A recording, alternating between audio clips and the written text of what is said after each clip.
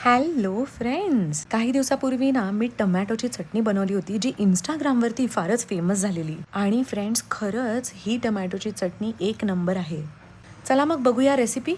एका छोट्याशा पॅनमध्ये मी घेतलं थोडंसं तेल आणि त्याच्यामध्ये हे टमॅटो अर्धे कट करून ठेवलेले आहेत. त्याच्यावरती मी टाकलं मीठ, म्हणजे हे लवकर लवकर शिजणार.